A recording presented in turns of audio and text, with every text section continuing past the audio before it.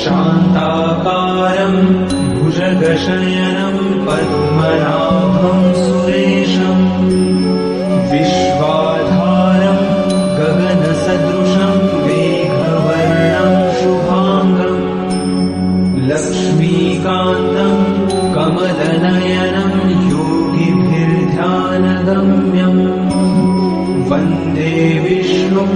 भवभयहरं सर्वलोकैकनाथम् शान्ताकारं भुजगशयनं पद्मनाभं सुरेशं विश्वाधारं गगनसदृशं मेघवर्णं शुभाङ्गं लक्ष्मीकान्तं कमलनयनं योगिभिर्ध्यानगम्यं वन्दे विष्णुं भवभयहरं सर्वलोकैकनाथम्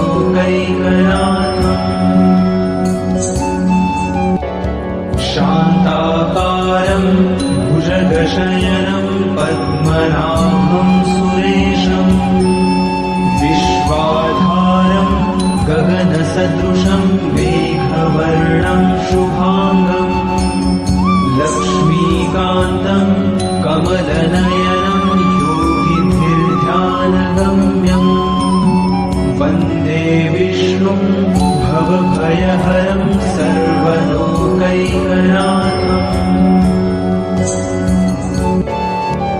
शान्ताकारं भुजगशयनं पद्मनाभं सुरेशं विश्वाधारं गगनसदृशं मेघवर्णं शुभाङ्गं लक्ष्मीकान्तं कमलनयनं योगिभिर्ध्यानगम्यं वन्दे विष्णुं भवभयहरं सर्वलोकैकनाथम्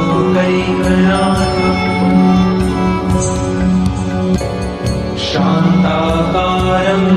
भुजगशयनं पद्मनाभं सुरेशं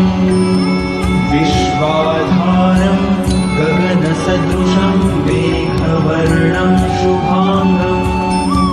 लक्ष्मीकान्तं कमलनयनं योगिभिर्ध्यानगम्यं वन्दे विष्णुं भवभयहरं सर्वलोकैकनाथम् शान्ताकारं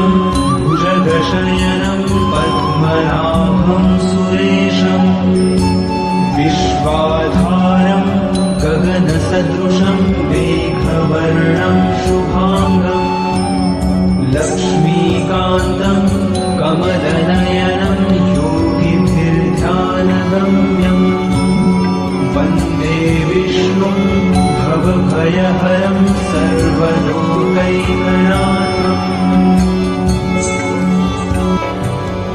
शान्ताकारं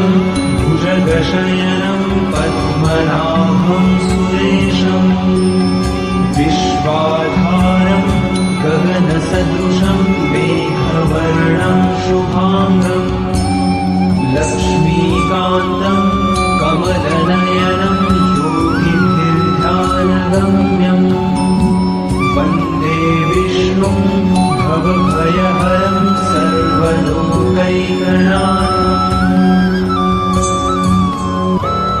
शान्ताकारं भुजगशयनं पद्मनाभं सुरेशं विश्वाधारं गगनसदृशं मेघवर्णं शुभाङ्गं लक्ष्मीकान्तं कमलनयनं योगिभिर्ध्यानगम्यं वन्दे विष्णुं भवभयहरं सर्वलोकैकनाथम्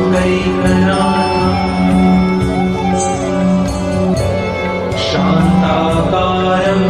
भुजगशयनं पद्मनाभं सुरेशं विश्वाधारं गगनसदृशं मेघवर्णं शुभाङ्गं लक्ष्मीकान्तं कमलनयनं